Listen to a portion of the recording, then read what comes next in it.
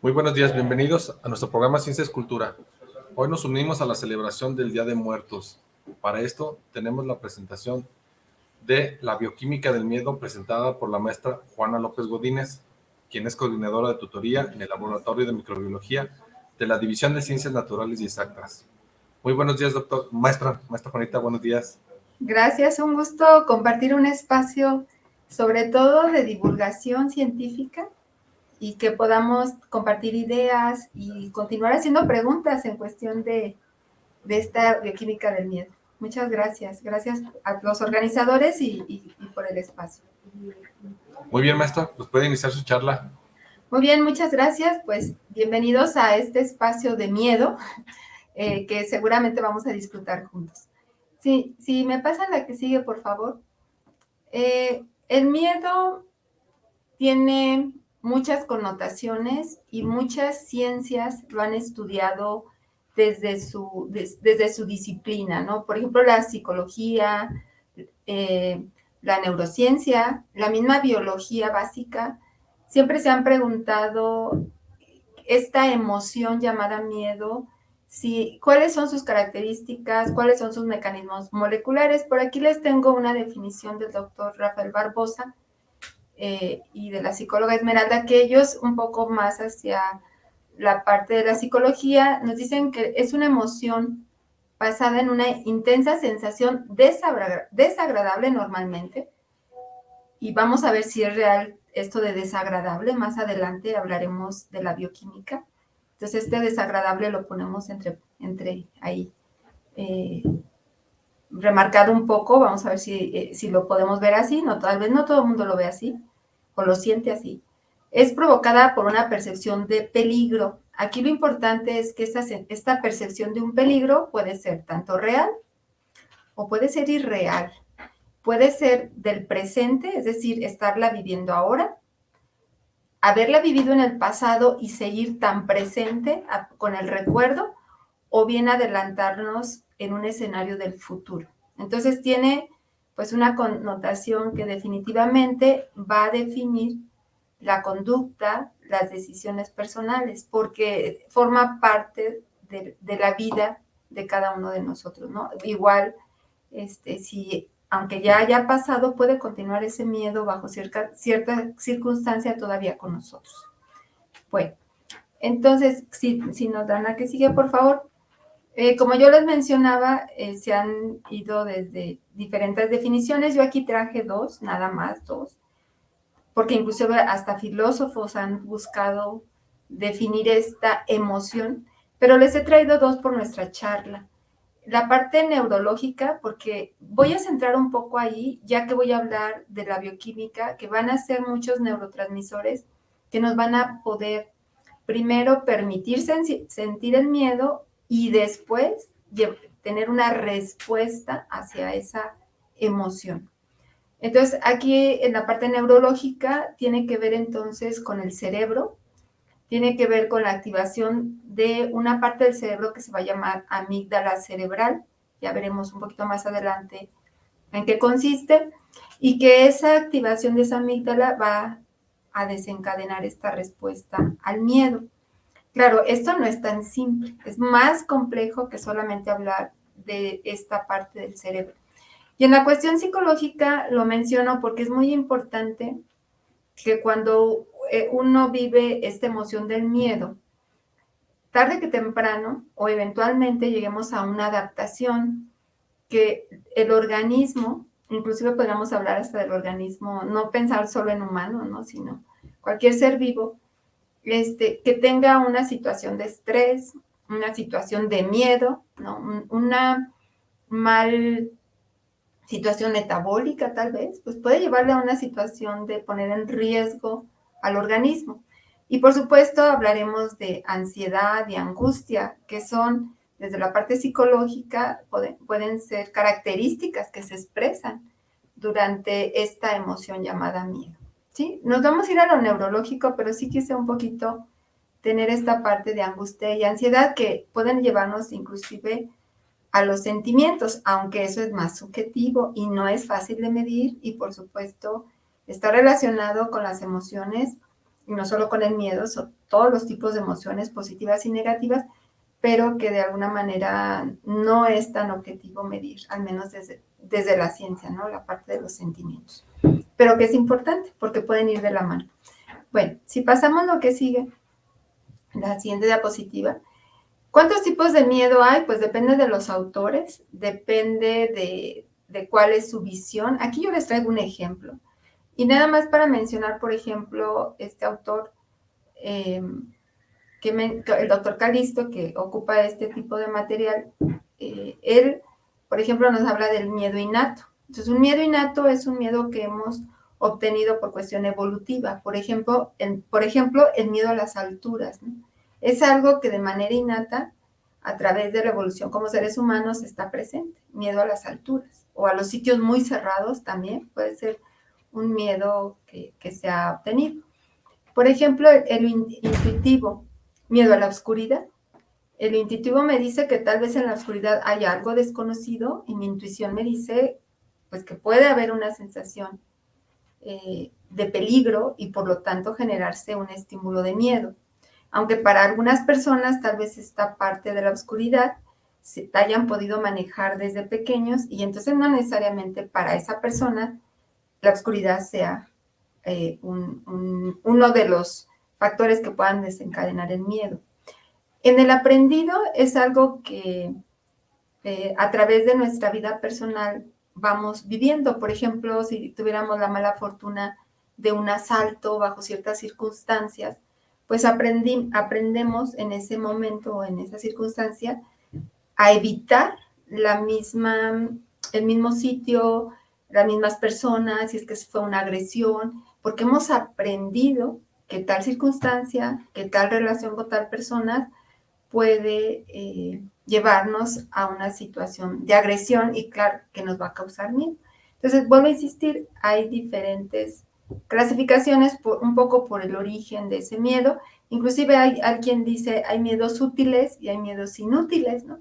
Aquellos inútiles, a lo mejor el ver una película de acción con muchas cuestiones de escenas, ¿no? Muy terribles de agresión, pues dices, pues ese es un poco inútil en el sentido de que es algo que no apoya mucho a la supervivencia, ¿no? No tan directamente tal vez. Bueno, entonces hay muchas definiciones, por ahí hay mucha bibliografía que se puede leer con respecto a diferentes tipos de clasificación. Pero, ¿y dónde nace el miedo? Esa sería la pregunta. Si nos vamos a la siguiente. ¿Y dónde nace el miedo? Esa sería la pregunta. Si nos vamos a la siguiente. Gracias. Les mencionaba por ahí de la amígdala en la parte de la neurociencia. Y esta parte del cerebro se ha definido como un sitio que se activa y que desencadena esa sensación de miedo. Y por supuesto va acompañada de la ansiedad. Una vez que se da ese factor de miedo, hay que decidir dos cosas. O huir de esa circunstancia de miedo, de peligro, de tener comprometida la supervivencia inclusive, huimos de la situación, o bien podemos, como dice aquí, pelear, ¿no? Podemos enfrentar. Aquí es muy importante que este proceso que desencadena el miedo, ok, se enciende, pero una vez que se toma la decisión, se resuelva para que ese miedo, que veremos un poquito más adelante, permita, digamos, apague el estímulo una vez que ya no esté esa situación de miedo y se pueda tener otra vez la calma, por llamarlo de alguna manera, ¿no? Es muy complicado siempre tener encendido el miedo, porque aun cuando ya no esté la situación de peligro, pues siempre estaríamos teniendo toda esta ansiedad, toda esta idea de huir o peleo, ¿no? Y a veces ya no hay ni siquiera la circunstancia que define este peligro. Muy bien, pues continuamos para ver un poquito más, buscar un poquito más el origen con la amígdala cerebral. Aquí se las muestro, es una estructura subcortical, la pueden ver en esas dos pequeñas, que será como esferitas de color naranja. Amígdala cerebral está situada allí en una parte muy interna de los lóbulos temporales, Y muchos autores la consideran el control de las emociones, de los sentimientos entre comillas, ¿no? Los sentimientos tienen que ver más con una parte subjetiva. Por supuesto, así se empezó un poco este tema del miedo. Ahora no. Ahora se habla más bien de todo un sistema amigdaliano que no solamente es estructura de la amígdala, va a interpretar las emociones, no solamente el miedo. ¿Sí? Entonces, aquí esta definición que estoy colocando en la parte de abajo me gusta porque habla ya desde de un mecanismo vital de supervivencia. Eso implicaría que es bueno tener miedo, porque el miedo es una alerta de supervivencia. Y por supuesto nos va a permitir, como ahí lo dice, protegernos de diferentes maneras, de maneras físicas o inclusive, ¿por qué no?, de maneras emocionales. ¿Y de qué va a depender? De cómo respondemos a esa situación de peligro, ¿no? Entonces, eso es importante mencionarlo como una supervivencia. Entonces, el miedo es bueno, sí, es una alerta de supervivencia. Bueno, vamos hacia este que es más complejo que solamente hablar de esta estructura subcortical. Si pasamos a la que sigue, aquí les muestro, sin irnos al detalle, debo de decir que yo no estoy en la parte de neurociencias como tal, sí en la parte del metabolismo y en la parte bioquímica, justamente por lo que trabajo en mi formación. Y estos temas pues me gustan mucho porque me encanta verlo justamente desde la bioquímica, que es lo que vamos a ver un poco más adelante. Pero sí quisiera mostrarles a nivel del cerebro, sobre todo en la parte del sistema que le conocemos como límbico, cómo realmente no es solo la amígdala que la podemos ver por aquí, bueno, ahí en la parte dice núcleo amigdaliano, sino que también es todo un sistema. Ahí está el tálamo, etcétera, ¿no? Sin irnos a los detalles. Pero aquí he enumerado algunas de estas emociones que se ven traducidas por todo este complejo amigdalino y no solamente por la amígdala. Por ejemplo, la integración de emociones. ¿Cómo se traducen las emociones? ¿Cómo se van a dar estas respuestas a las emociones? Por supuesto, el miedo. ¿Va a haber una reacción de lucha o va a haber una reacción de huida? Cosas se deciden ahí. Otras importantes, el aprendizaje emocional.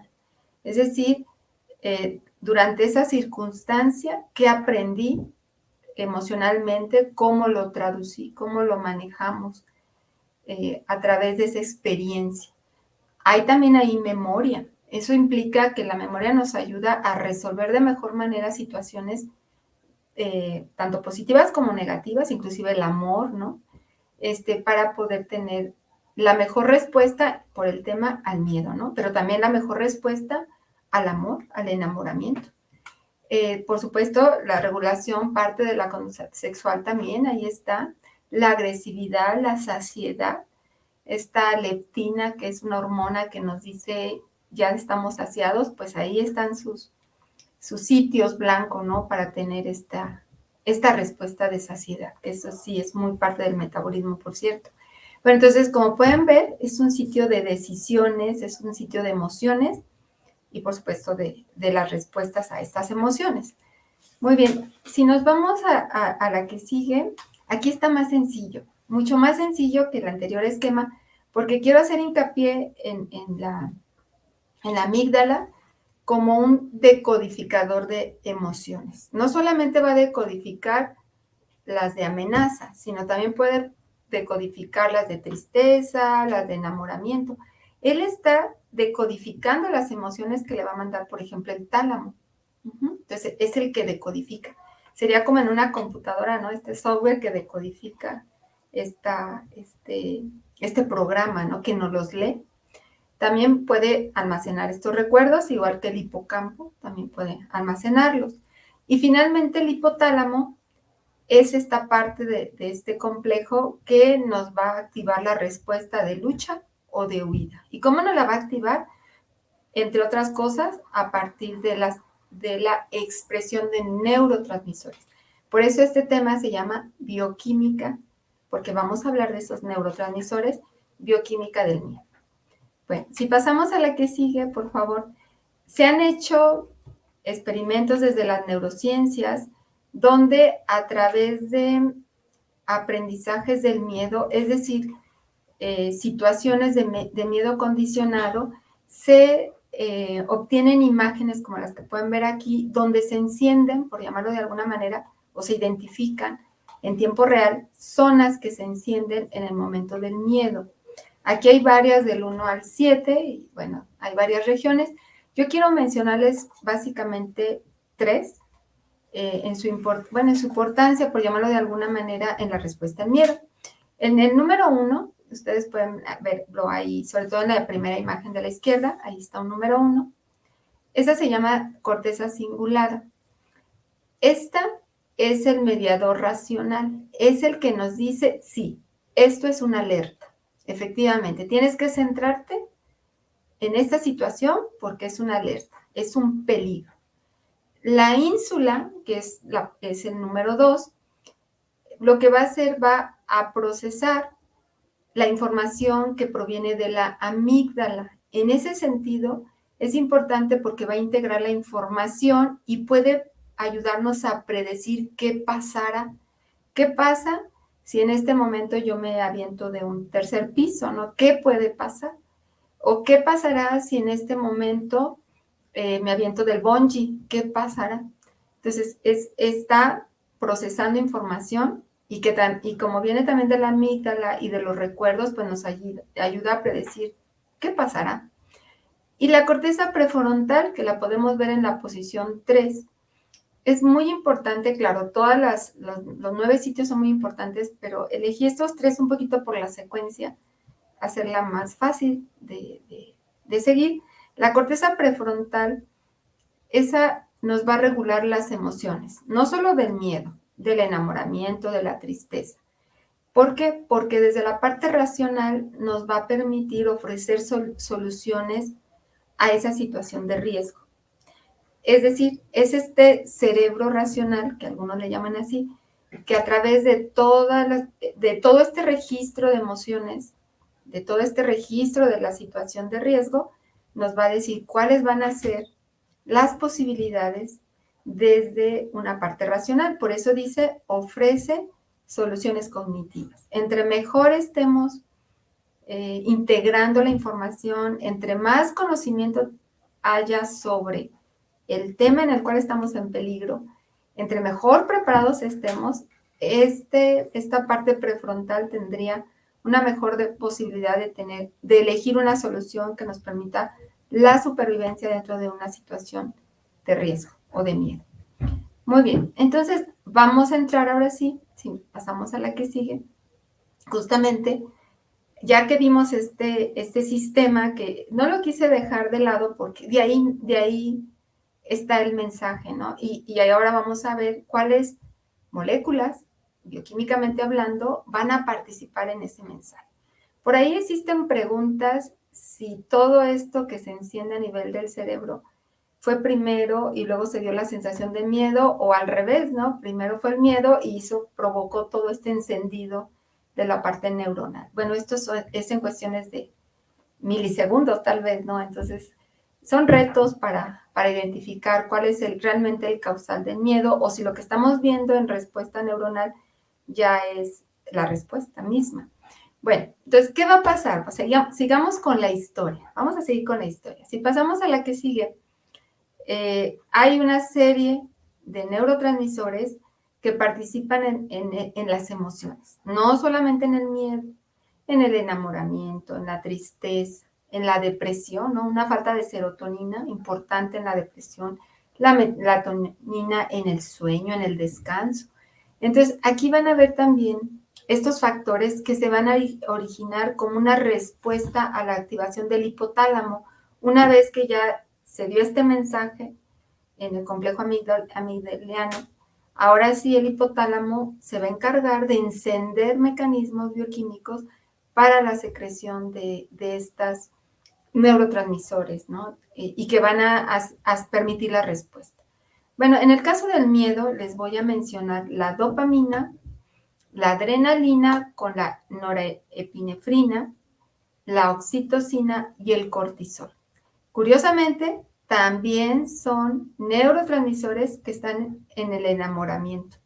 Por eso yo al principio decía, desagradable será Bueno, ahí hay neurotransmisores que participan en ambos mensajes, ¿no? En la parte del enamoramiento y curiosamente también en la parte del miedo. Bueno, vamos a definirlos entonces. Si pasamos a la que sigue, nada más les muestro al hipotálamo, ahí en la base también del complejo. Y este hipotálamo manda ciertos mensajes a través de estas hormonas. Y estas hormonas al final, muy sencillo, lo que hacen es la producción de la noradrenalina, de la adrenalina, del cortisol. Y más adelante veremos también de la oxitocina, que serían las 4 neurotransmisores que quisiera abordar como respuesta al miedo.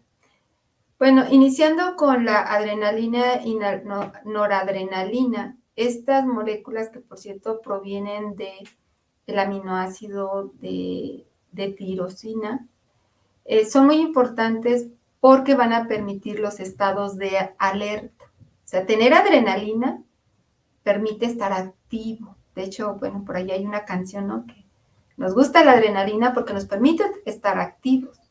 Es muy importante como inclusive para el aprendizaje, para las cosas que hacemos al día a día. La adrenalina es un buen estimulador de los procesos que queremos aprender. Si me pasas la que sigue, por favor. Aquí les presento la glándula adrenal, está sobre el riñón, ¿no? Y ella ahí, con este mensaje del hipotálamo, va a producir, aquí tenemos algunas otras moléculas, andrógenos, por ejemplo, testosterona y estrógenos, ¿no? Entonces, es toda un mensaje, ¿no? Para diferentes respuestas. El cortisol en particular lo menciono porque, aparte de regular a la misma producción de adrenalina, el cortisol, seguramente lo han escuchado, como una hormona del estrés. Es una hormona muy importante fisiológicamente hablando, pero cuando está en condiciones de mucha concentración, es decir, cuando tenemos situaciones de mucho estrés, se produce el cortisol. Y esto aumenta la glucosa en sangre, por ejemplo. Hay cierto catabolismo, desgaste metabólico, vamos a llamarlo así, porque estamos dando respuesta a este estrés. Inclusive puede ser crónico esta cuestión del cortisol. Ayuda, por supuesto que ayuda, pero un exceso nos mantiene completamente activos. ¿Qué pasaría con el miedo? Por ejemplo, en el caso del miedo, se produciría, pero si tenemos un miedo prolongado, ¿no? Un miedo que se mantiene y que no se resuelve, pues ahí vamos a tener al cortisol seguramente como una de las moléculas que estén induciendo esta cuestión del estrés, ¿no? Entonces hay que tener mucho cuidado con el cortisol. Buena molécula, sí, inclusive del sistema inmune, participa en el sistema inmune, pero cuidado con situaciones prolongadas de estrés, y que bueno, el miedo sería una de sus características, no tener esta ansiedad, este estrés, y ahí está el cortisol. Si pasamos a la siguiente molécula, por favor. La adrenalina, que les mencionaba hace un momento, importante porque nos mantiene activos. Cuando se produce adrenalina tenemos algunas características biológicas importantes. Tenemos un incremento en la presión arterial, aumenta la glucosa o el azúcar, como le llamamos, en sangre, empezamos a tener taquicardia, ¿no? Aumentan los latidos del corazón, se dilatan los bronquios, empezamos como a hiperventilar, a respirar, entonces empezamos a tener una respuesta del cuerpo hacia esa reacción de peligro. Y eso se lo debemos a la adrenalina, nos mantiene alerta. Por supuesto hay miedos medidos, y ya yo aquí les pongo una imagen de los deportistas extremos que viven la adrenalina, y es emocionante porque te mantiene activo. Las personas que tienen baja adrenalina se mantienen pasivos, no quisiera decirlo tristes, pero pues tal vez sí, ¿no? Un poco en esa parte activa de funcionalmente, fisiológicamente hablando, están apagados, no hay adrenalina, ¿no? Si pasamos a la que sigue, la importancia de esta molécula ha hecho que algunos, como aquí les pongo lo que menciona Julín, dice: la adrenalina es la razón por la que hago lo que hago. A veces decimos, bueno, ¿por qué se arriesga, no? ¿Por qué se arriesga a algo extremo? ¿Por qué se arriesga a ver una película de terror? ¿Por qué se arriesga a salir a medianoche?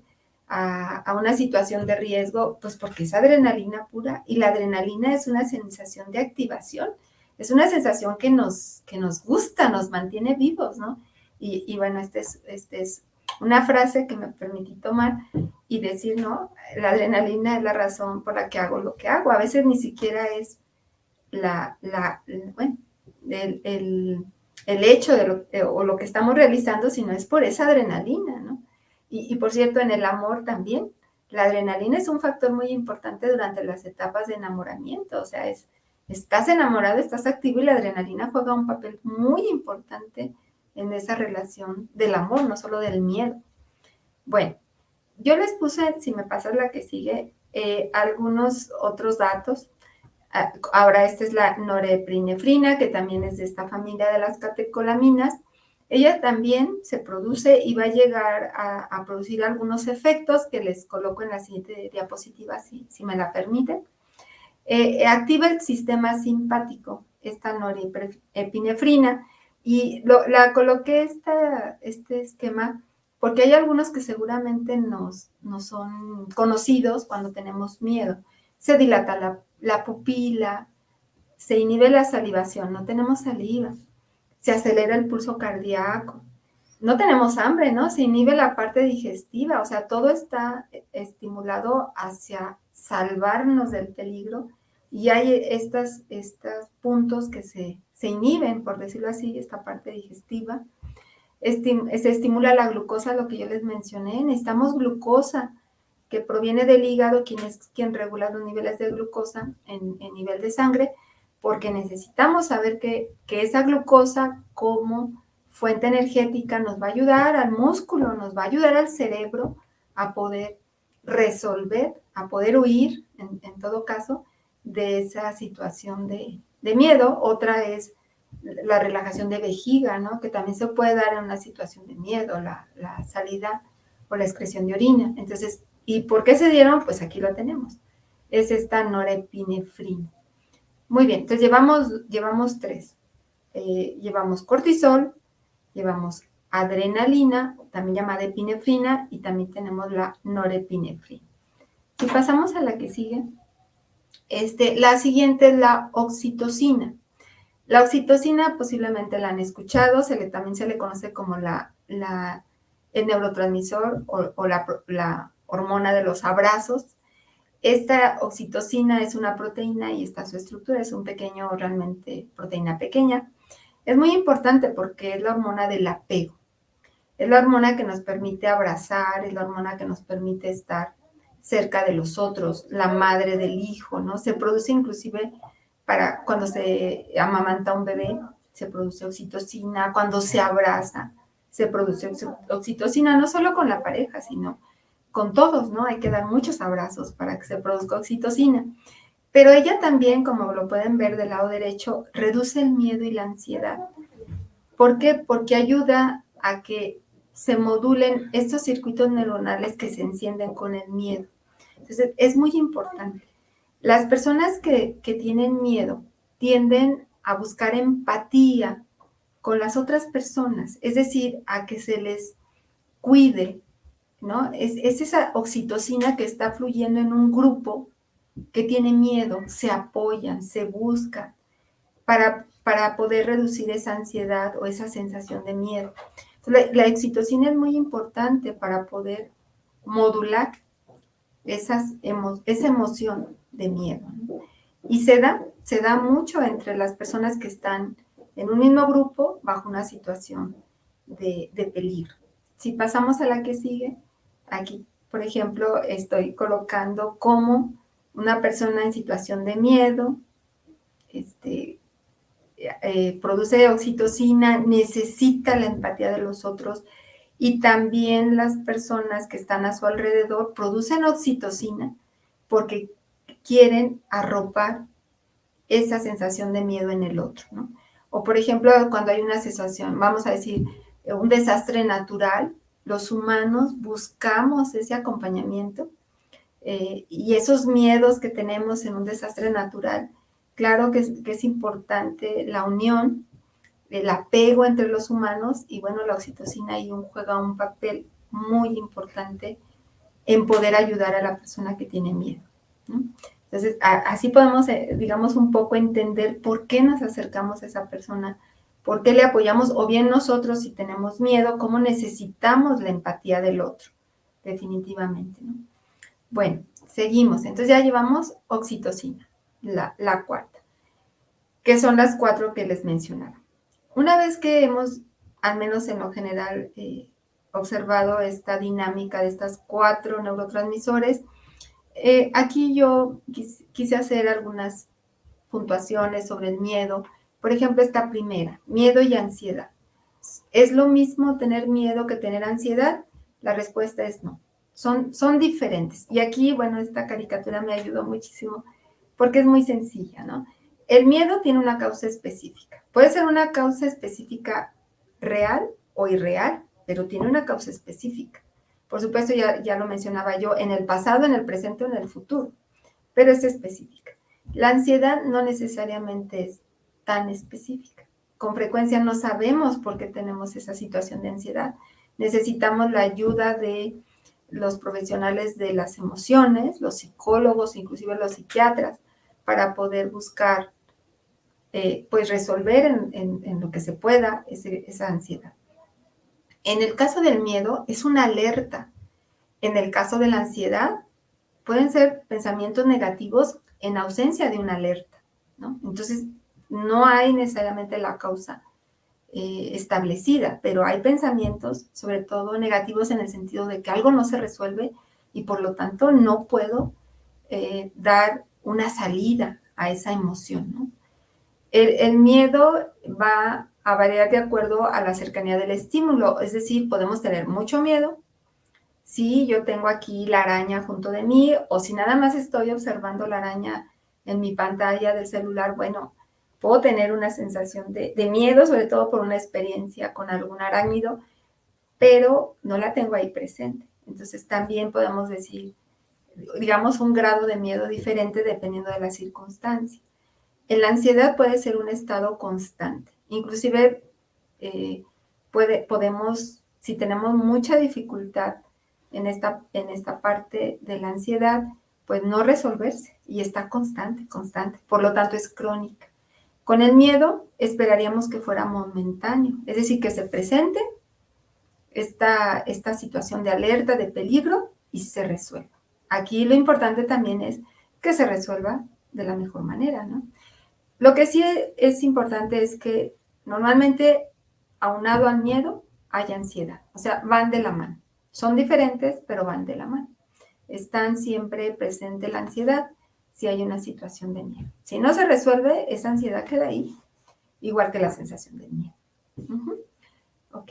Si pasamos a la que sigue, otro punto. Bueno, aquí lo que tenía era un video, a lo mejor no se pudo proyectar. Es un video donde podíamos observar una persona que brinca entre edificios, que es, por cierto, como uno de los deportes, entiendo yo, que gusta mucho a la juventud, ¿no? Que a los jóvenes que brincan de un edificio a otro de gran altura. Entre más altura, mejor, ¿no? ¿Quién va por una cuerda de un edificio a otro, ¿no? Y es adrenalina, o quién hace algún tipo de, no sé, de trabajo o de deporte que va a permitir, pues, esa sensación de miedo. ¿Por qué aquí he puesto la palabra placer? Porque vamos a juntar la adrenalina con otro neurotransmisor que se llama dopamina. Dopamina, que ya entonces sería el quinto neurotransmisor que revisamos, viene a jugar un papel muy importante porque la dopamina juega un papel de placer. Es un neurotransmisor también que viene de la tirosina y es muy importante en esta cuestión del placer. También es muy importante en las cuestiones del aprendizaje. Entonces, realmente hay una sensación de placer en situaciones extremas. Sí se puede dar, claro que sí. Si pasamos a la que sigue, aquí me permití, bueno, no importa que no se vean las que están en amarillo, pero sí, por ejemplo, la de dopamina se libera cuando compramos un auto, cuando comemos rico, aquellas comidas que nos gustan, pero también en situaciones extremas, como cuando me aviento de un bungee, cuando voy a ver una película de miedo, de alto de alto impacto, ¿no? Entonces, ahí está dopamina. Aquí les puse algunas otras funciones, por ejemplo, la memoria, el aprendizaje. Si queremos que nuestros estudiantes en el aula tengan un proceso de aprendizaje, tiene que haber dopamina, tiene que haber adrenalina, tiene que haber reto, ¿no? Claro, hay que diseñar las estrategias. Hay euforia, hay alegría, entonces como que es un poco ilógico, ¿no? Tenemos miedo, pero al mismo tiempo estamos eufóricos. Por ejemplo, leía yo un poquito en este tema de la dopamina, un avión que está en una situación de peligro, pues las personas que están dentro del avión, o sea, hay toda esta descarga de lo que acabamos de decir, dopamina, adrenalina, etcétera. Termina la parte del peligro y queda una sensación de euforia y de alegría. Y uno diría, bueno, acaban de pasar por un miedo, pero queda la euforia, la alegría, y puede haber llanto, pero es un llanto de alegría. Y es la función de la dopamina, ¿no? Entonces, de alguna manera sí, se puede tener un placer, por llamarlo de alguna manera, en situaciones de miedo. Claro que sí. Bueno, si continuamos, a la que sigue, por favor. Entonces aquí, bueno, yo volví a poner un dibujo, una imagen que tiene que ver con una cuestión en extremo, de un deporte en extremo donde pues se juega la vida literalmente, pero esta sensación de la dopamina es tan importante, junto con la adrenalina, que da ese placer. Y aquí un poquito algo que se sabe o que se sugiere es que la dopamina disminuye la actividad de la corteza prefrontal. Si recuerdan, la corteza prefrontal, esa parte racional que a través de la experiencia y del conocimiento nos ayuda a resolver. Si la dopamina entra en juego, la corteza prefrontal no va a ser tan activa, se va a disminuir. Entonces, aunque la razón me diga, oye, es riesgo, va tu supervivencia, va tu vida en esa situación, no la escuchamos, porque la dopamina está ahí. Se está anulando el sistema límbico que ha sido sobreactivado, está anulando la parte prefrontal, que es la parte del razonamiento, vamos a llamarlo así más sencillo. Ahí puse un dato. Entre los 16 y los 21 años de edad, la producción de dopamina está al máximo. Y también se puede explicar mucho esto en los jóvenes, en los adolescentes, cómo sus situaciones de riesgo son mayores comparados con un adulto ya de, no sé, de 40, 50 años o 60 años, ¿no?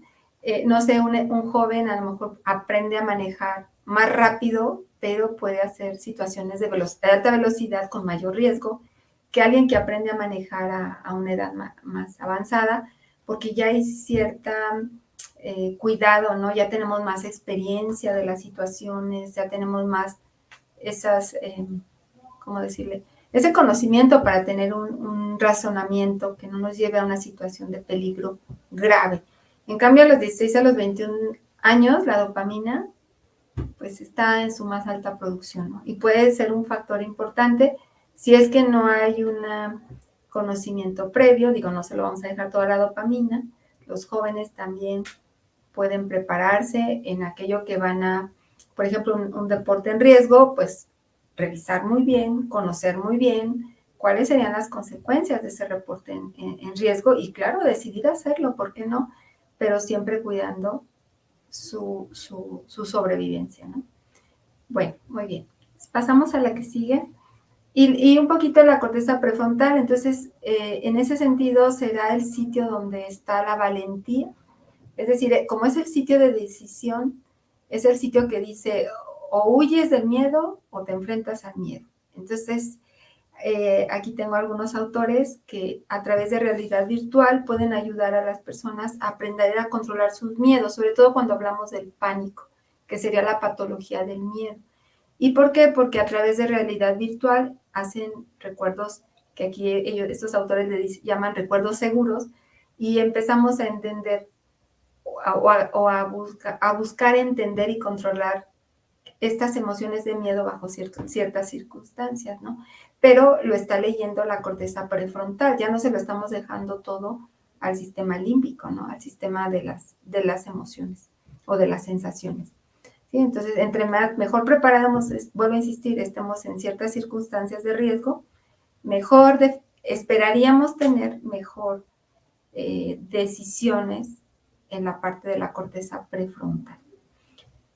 Si pasamos a la siguiente, y bueno, aquí me voy a pánico o fobia como una manifestación patológica del miedo. Esto, por supuesto, serían ya extremos, inclusive clínicos, ¿no? De las fobias, hay muchos tipos de fobias, y es cuando este miedo se vuelve no solo crónico, sino extremo, o sea, lo tienes siempre presente. Ya no tienes la araña presente, pero la sola imagen de una araña te lleva a esta fobia. Y esta fobia puede dejar a una persona congelada, que no se atreva a hacer algo en la vida diaria por esta fobia, ¿no? Entonces sí, estas patologías tienen que ser tratadas, tienen que preferentemente tener el acompañamiento profesional en la parte de las emociones, ¿no? Inclusive, pues sí, que haya un conocimiento de por qué presenta esta fobia, cuál fue su origen, pues sería deseable para poder ayudarla a resolver, ¿no? Y que no lo deje paralizado a la persona. Muy bien. Otro, para finalizar prácticamente, si pasamos a la que sigue, he traído esta diapositiva, seguramente reconocen las fotos, Miedo a los payasos, ¿no? O esta película tan famosa del año pasado, donde estas personas pues sí luchan y tenían miedo y al mismo tiempo un poco de diversión con esto. ¿Por qué lo traigo a colación? Porque en la industria del cine, esta parte del miedo y de la respuesta humana al miedo se ha ido creciendo. Cada vez hay películas más en extremo miedo, con más escenas de miedo, más escenas de situaciones de peligro, ¿no? ¿Por qué ha tenido, al parecer, tanto éxito? Porque es un miedo que está bajo control, que está detrás de una pantalla y que el espectador sabe que va a tener toda esta formación de neuroquímicos, toda esta emoción de la adrenalina, toda esta emoción pues de la misma oxitocina, o sea, tenemos toda esta lluvia de neurotransmisores, pero hay control, porque estamos detrás de una pantalla. Entonces, lo que buscamos es la sensación que producen esos neurotransmisores que al menos se conocen hasta el momento. La pregunta es, ¿y qué va a modelar metabólicamente hablando, neurológicamente hablando, en las personas que se exponen a este tipo de material, ¿no? Porque están viviendo toda la neuroquímica del miedo, pero con control. Habrá una insensibilidad al miedo. Recuerden que el miedo es una alerta de vida. Bueno, por ahí lo definimos al principio. ¿Qué pasará con esta neuroquímica? ¿Cómo será modificada? ¿Seremos, no sé si resistentes? No lo sé. Son preguntas interesantes que seguramente los neurólogos y toda la parte de las neurociencias seguramente estarán interesados en ir abordando, ¿no? Y además, ¿a qué edades vas a enfrentar a una persona al miedo? ¿Desde bebé o no? ¿En qué momento vas a permitir que un niño o un adulto se enfrenten a situaciones de miedo? No sé. ¿Nos haremos resistentes al miedo como resistentes a la insulina? Buena pregunta, ¿no? Bueno, y si pasamos a la que sigue, son preguntas en el aire. Aquí también me gustó de Pablo Coelho, un poco para cerrar.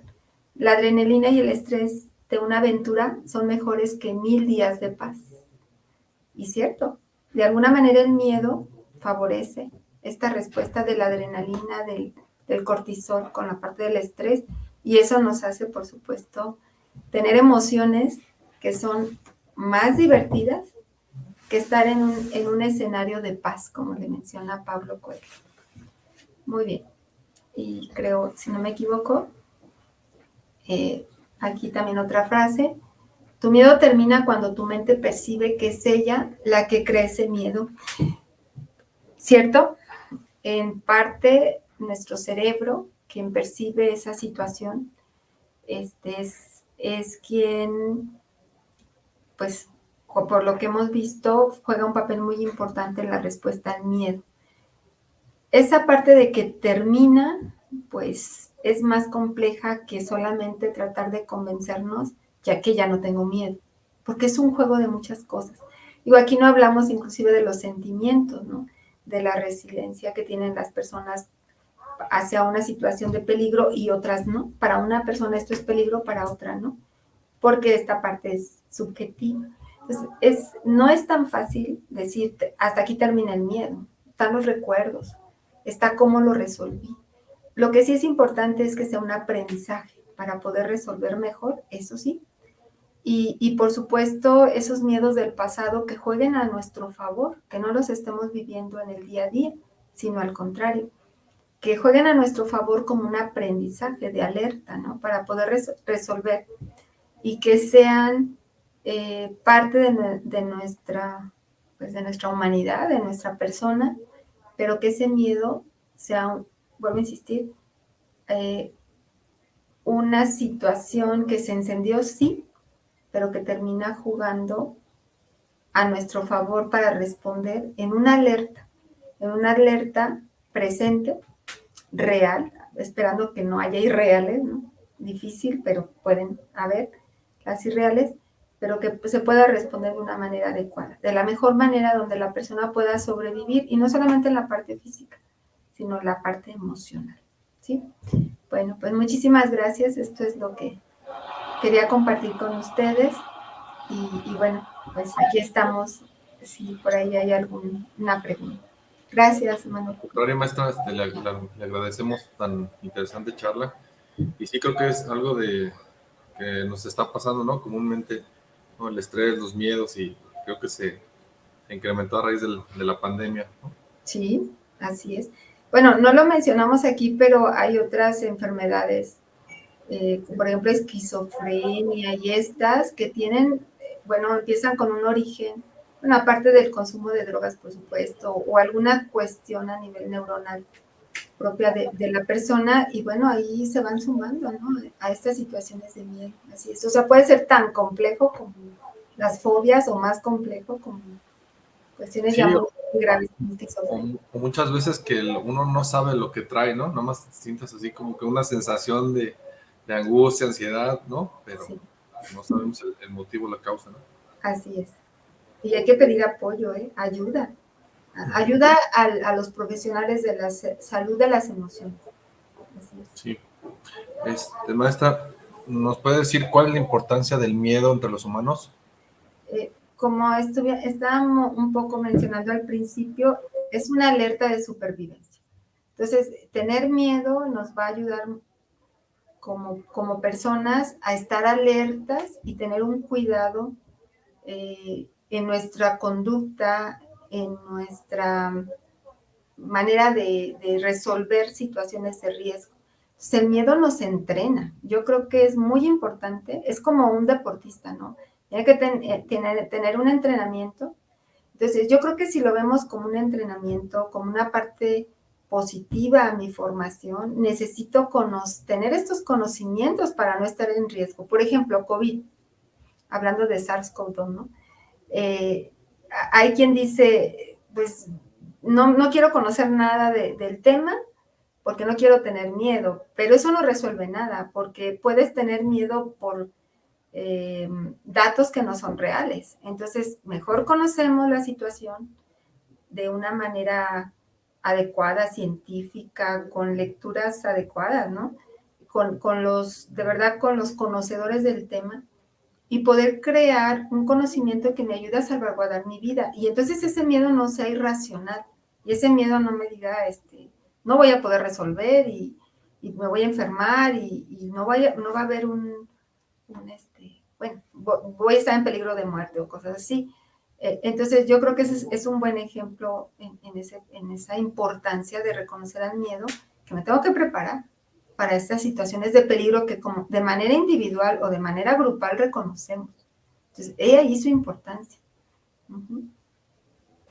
Muy bien. ¿Y cuál sería la relación entre el miedo y la angustia? Sí, normalmente van juntas.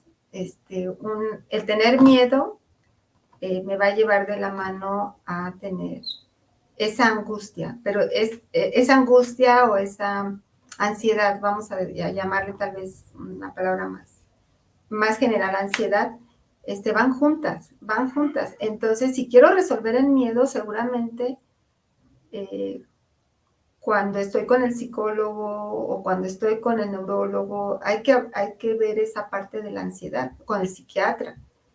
Por supuesto, ya hay medicamentos que ayudan a tratar de resolver esos cuadros, pero bueno, hay mucho que saber en los mecanismos, o sea, saber si doy dopamina o serotonina para la ansiedad, o la depresión, si realmente me va a resolver la cuestión del miedo, o sea, tiene que ser más integrado y ser conscientes de que ahí va a haber ansiedad. Inclusive, bueno, yo aquí me voy a atrever un poquito como profesora, reconocer al estudiante si tiene miedo o ansiedad, pues no es nuestro papel en el sentido de que no estamos formados como psicólogos ni esta parte, pero de alguna manera tener algo de preparación, de capacitación, de reconocer en nuestra aula ciertas, ¿cómo decirlo?, ciertos destellos o conductas, podríamos ayudarle a canalizar a un estudiante y no le vamos a resolver, o sea, no nos toca, pero al menos algún tipo de cuestiones de miedo, de ansiedad. Le tengo miedo al examen, dicen los estudiantes, ¿no? Bueno, ¿por qué? O sea, ¿qué pasa con tu historia a la hora de resolver algún trabajo o algún cuestionario? ¿Qué pasa? ¿Cuál es tu historia, no? Entonces, un estudiante que participa muy bien en clase y luego le pones un cuestionario delante y se muere de miedo. Y es verdad, o sea, se muere de miedo. Entonces aquí la pregunta es, bueno, a lo mejor sí, aquí está la parte disciplinar, pero canalizamos a las áreas adecuadas para que ayudarle a este estudiante a desenvolverse mejor en ese escenario de ansiedad o de miedo. Entonces, digo, insisto, no somos psicólogos ni nos corresponde, por supuesto, pero identificar estos pequeños destellos de un miedo, de una ansiedad, de una angustia, pues sí, sucede en nuestra aula. Hay que prepararnos para ello. Sí, ¿no? Y es para ayudar al estudiante, ¿no? O a la persona que lo requiera, ¿no? Así es. Muy bien, maestra. Pues algún comentario final que nos quiera dejar. Pues agradecerles el miedo. No sé si esperábamos ver películas de miedo, pero espero un poco en este recorrido por los neurotransmisores a lograr entender un poquito, como mencionaba hace un momento, por qué me siento así. No es algo fuera de contexto, o sea, realmente nuestra biología, nuestra neurobiología, vamos a decirle así, que está jugando un papel y que nos está diciendo, hay que resolver. Entonces el miedo es una gran oportunidad. Eso es algo que insisto, yo no estoy en área de neurociencias, pero es algo que he aprendido en la parte de la bioquímica, que todos estos neurotransmisores como buenos mensajeros nos hablan de resolver, de toma de decisiones en el miedo, en la tristeza, en el enamoramiento, en la depresión, en todas las emociones positivas y negativas que un ser humano puede sentir, ¿no? Pero hay que conocer, al menos en lo general, qué es lo que estamos viviendo desde la biología, desde la bioquímica, pues para entender un poquito más, ¿no? Y acercarnos con el experto. Con los expertos, sí. Con los expertos. Eso es bien importante. Con el experto en las neurociencias, con el experto, inclusive el experto en cuestiones endocrinas, por supuesto, es donde viene esta producción de neurotransmisores. El psicólogo también, pues es nuestro primer apoyo en estas situaciones. Y no sentirnos solos con miedo, ¿no? Sí. Sobre todo nuestros estudiantes, inclusive nosotros los profesores, ¿no? No estamos solos, hay que buscar esa oxitocina, que seguramente está, somos humanos, está, nada más hay que estar, conocer el contexto de todo, del estudiante, ayudarlo, inclusive de los profesores, vuelvo a insistir, ¿no? El miedo es la gran oportunidad. Sí, no dejarlo pasar, ¿no? Y si necesitamos ayuda, hay que ir, ¿no? Hay que ir, hay que hacerlo. Y bueno, ya lo de las películas, bueno, sí se vale, ¿no? Pues bueno, Ya veremos el resultado después, varias generaciones después. Sí. Bueno, ya veremos en qué se va a traducir, en el sentido de, bueno, tal vez ya no nos va a sorprender ciertas situaciones de riesgo, ¿no? Escuchamos disparos y decimos, ah, sí, fueron disparos, ¿no? Sí, ya después se hace común. Uh-huh. Se hace común. Entonces, ahí hay una pregunta importante, porque entonces no vamos a salvaguardar la vida. Uh-huh. Bueno, de las personas y del planeta entero, ¿eh? O sea, está dirigido a las personas, pero una bacteria también tiene que, de alguna manera, resolver, ¿no? Su miedo, su estrés. Sí. Muy bien. Muy bien, maestra. Pues le agradecemos su participación. Muchas y gracias. esperemos verlo por aquí pronto. Seguro que sí. Muchas gracias. Hasta luego, buen día. Hasta luego. Gracias a todos y buen día. Abrácense mucho. Oxitocina. Muy bien. Gracias. De hecho, son 11.